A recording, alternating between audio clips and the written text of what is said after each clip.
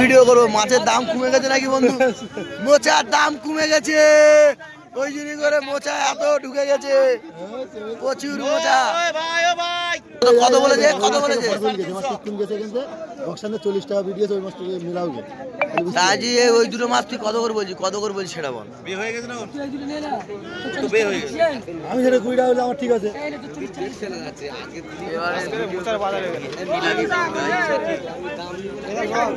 কত করে? কত করে? তুলে দাও, তুলে দাও, তুলে দাও।